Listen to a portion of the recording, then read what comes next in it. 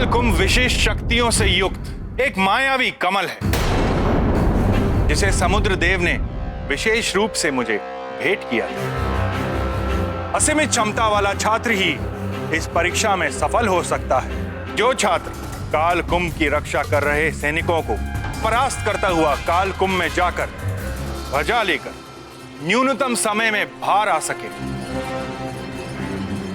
वही असीमित क्षमता वाला छात्र ही इस परीक्षा में सफल हो सकेगा। स्मरण रहे, काल कुंभ रूपी कमल की पंखुड़ियां कुछ ही समय के लिए खुलती हैं।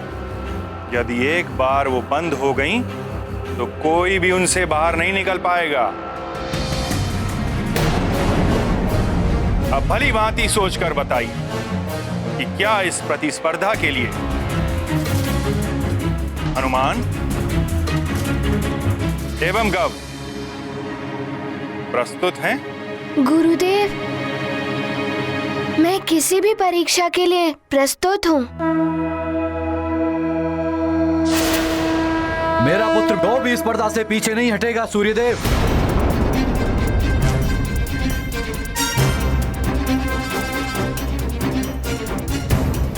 किंतु क्या वरुण देव?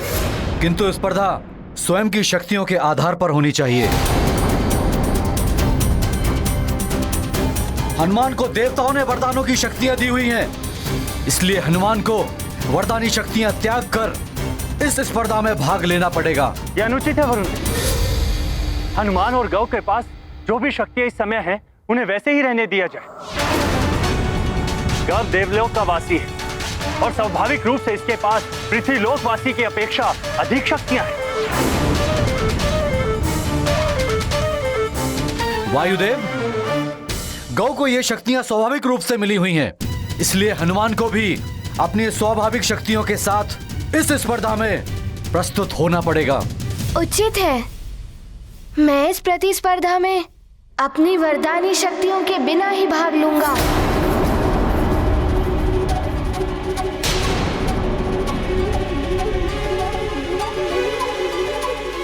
आज्ञा दें गुरुदेव।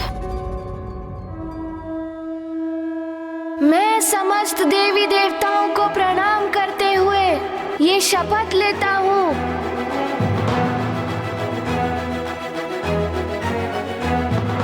मैं केसरी नंदन हनुमान इस प्रतिस्पर्धा में अपनी वरदानी शक्तियों का प्रयोग कदापि नहीं करूँगा।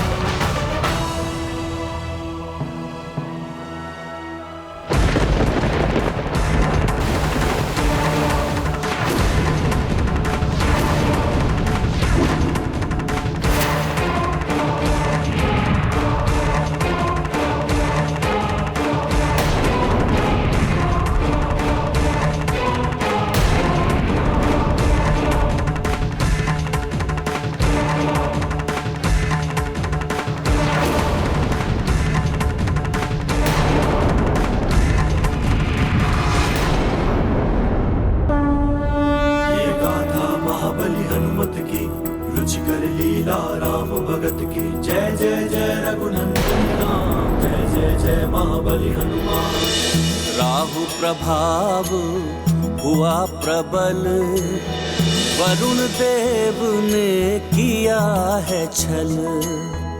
हरि सभा में किया घोषित, हनुमत में शक्तियां संचित। न्याय संगत हनुमत मार्ग, करते वरदानी शक्तियों का त्याग।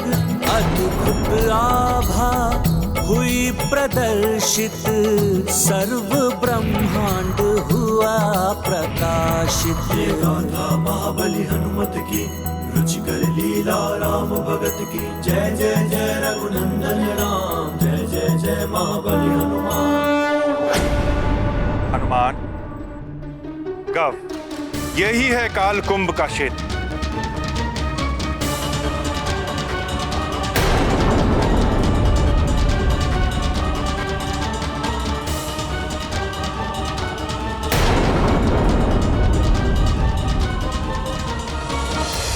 कितने अद्भुत है ये कालकुंभ। ये है कालकुंभ। कहीं मैं कालकुंभ में फंस गया तो?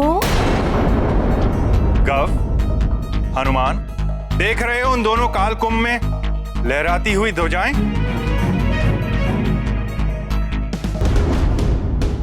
तुम दोनों को अलग अलग कुंभ में जाकर ध्वजा को लेकर आना है। जो सर्वप्रथम ध्वजा लेकर आएगा वही होगा मुझसे शिक्षा प्राप्त करने का अधिकारी। हनुमान, तुम उस कुंभ की ओर, गव, तुम उस कुंभ की ओर प्रस्थान करो।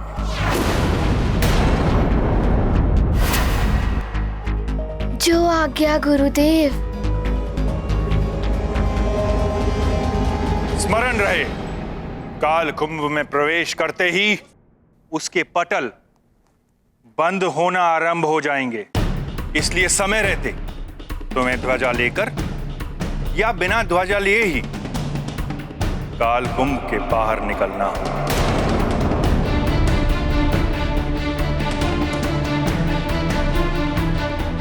अन्यथा पटल बंद होने के पश्चात उसे मैं भी नहीं खोल सकता। जिस प्रकार अन्य कुंभों में देववीर, ऋषिवीर और यक्षवीर बंदी हैं,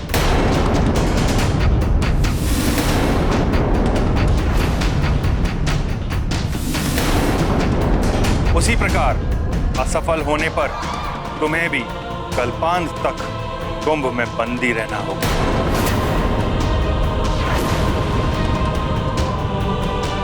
मेरी इस बात को हर क्षण स्मरण रखना।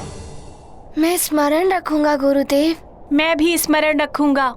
यही नहीं, काल कुंभ तक पहुंचने से पूर्व तुम्हें काल कुंभ के रक्षक योद्धाओं का सामना करना होगा।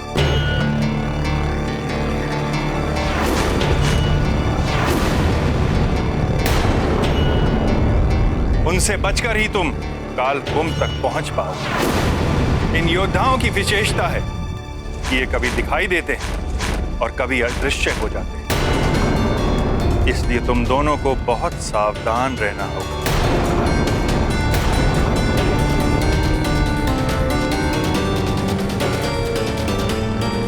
सब भली भांति समझ लिया ना पुत्र गव? अब बताओ, क्या तुम इस स्पर्धा के लिए प्रस्तुत हो? मेरा पुत्र प्रस्तुत है सूर्यदेव। आप स्पर्धा आरंभ कराइए। हाँ, मैं प्रस्तुत हूँ। आप इस स्पर्धा को आरंभ करने का संकेत दीजिए।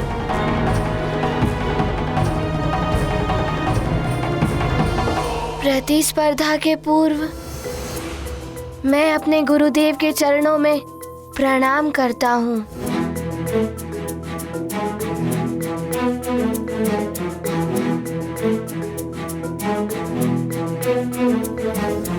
आप सब देवताओं को भी नमन है मेरा। आप सबके आशीर्वाद का प्रार्थी हूँ मैं। विजय भाव पुत्र।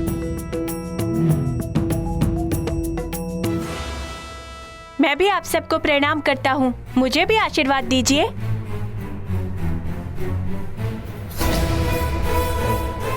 सफलता तुम्हें ही मिलेगी गाओ। मेरा आशीर्वाद तुम्हारे साथ है।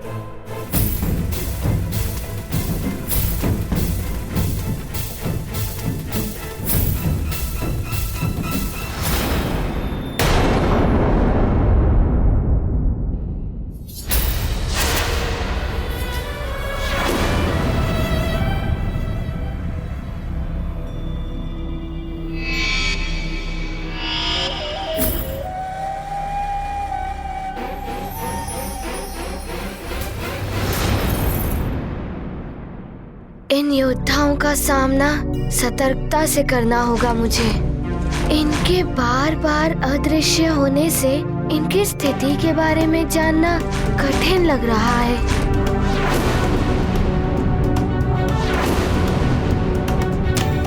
हनुमान, मैं तुम्हें शत्रु नहीं मानता, किंतु इस स्पर्धा में शत्रु भाव रखना विजय प्राप्ति के लिए आवश्यक है। मुझे अपनी योग्यता सिद्ध करने के लिए मेरा लक्ष्य है वो ध्वज।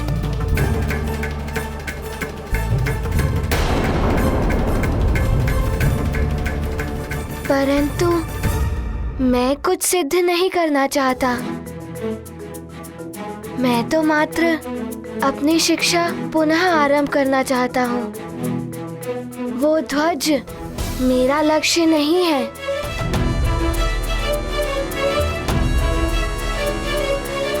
गुरुदेव से शिक्षा प्राप्ति ही मेरा लक्ष्य है।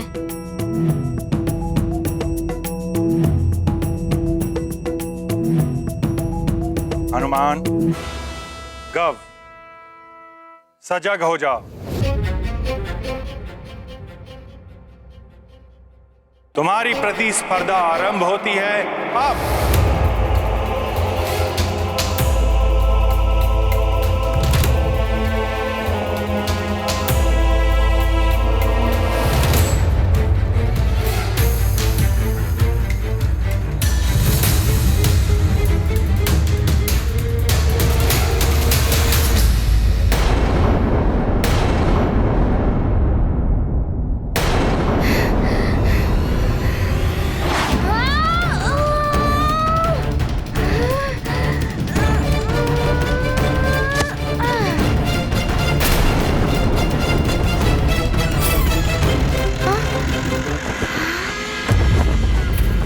ये उस ओर क्यों जा रहा है हनुमान?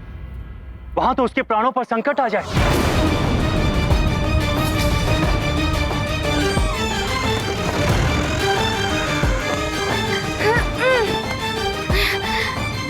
और कोई देवता भी वहां जाकर उसको नहीं बचा पाएगा।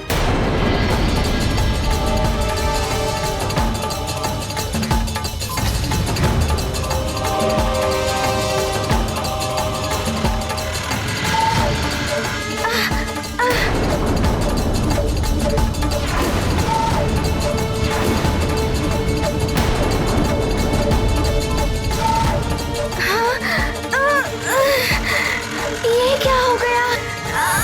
मैं तो हिल भी नहीं पा रहा हूँ।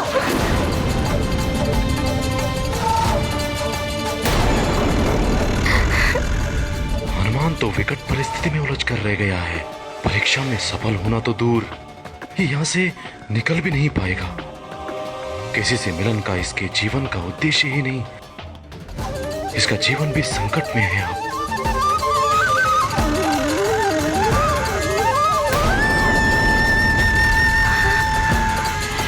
मैं भी कुछ नहीं कर पा रहा हूं। कैसे रक्षा करूं मैं तुम्हारी, हनुमान? ये क्या? ये तो मेरे समीप आ रहे हैं।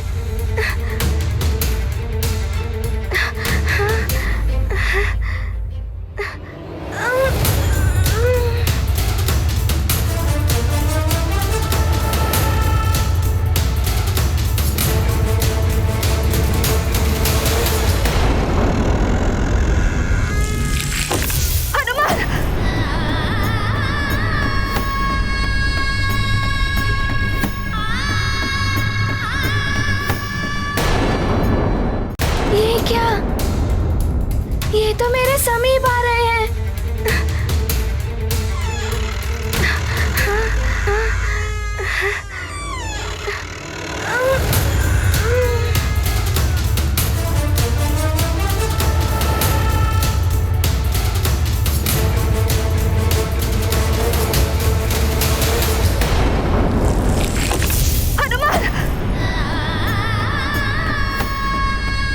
ये कैसा दुस्वप्न था। न जाने मेरा पुत्र कैसा होगा वहां सूर्यलोक में।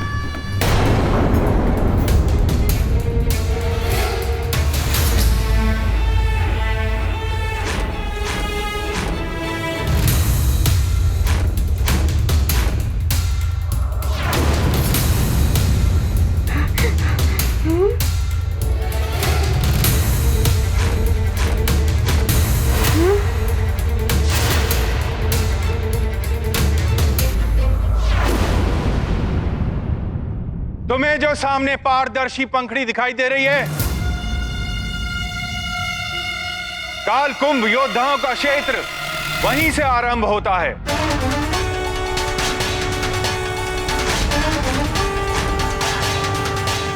अब बड़ी सतर्कता से अपना एक एक पग आगे बढ़ाना पुत्रों।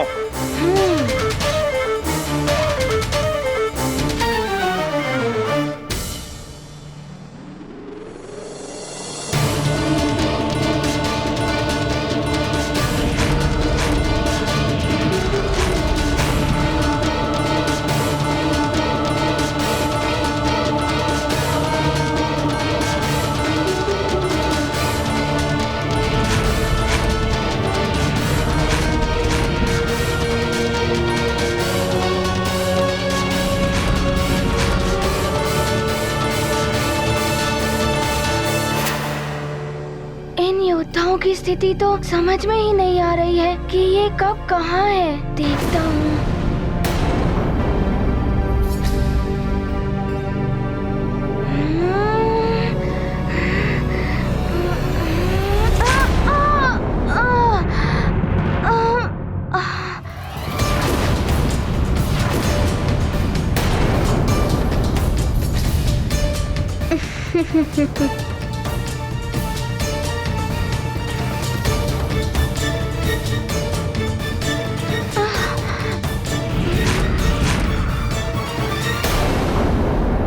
अंजना,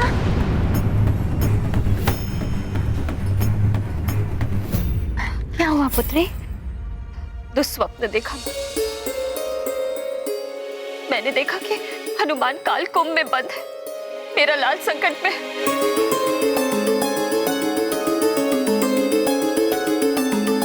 अंजना, हनुमान तो औरों के संकट हरता है, उस पे कैसे संकट आ सकता है? और वो तो सूर्यदेव से शिक्षा प्राप्त करने गया है ना? नहीं माँ, कुछ तो अनुचित हुआ है या होने वाला है मेरे हनुमान के साथ। तो किसी से ज्ञात कीजिए, कोई तो होगा जो हमें हनुमान की कुशलता के बारे में बता सके। मतंग ऋषि,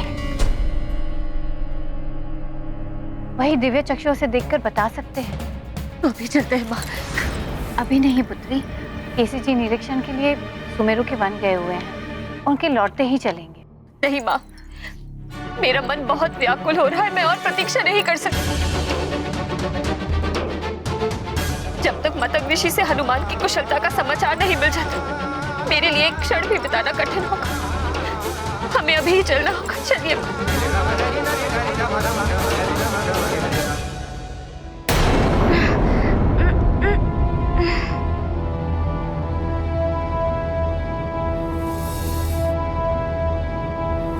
क्या करना होगा सूर्यदेव को अपने प्रिय शिष्य हनुमान का? स्वीकार करना होगा इन्हें मेरे पुत्र गौ को अपने शिष्य के रूप में।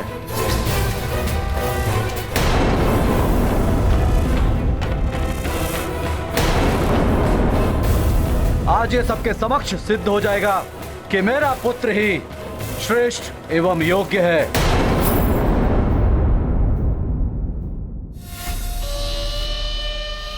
हनुमान की भांति अपनी दुर्दशा कराने नहीं आया हूँ मैं। अवसर देखकर इस मुद्रिका का प्रयोग करूंगा मैं और प्रवेश कर जाऊंगा काल कुंभ में।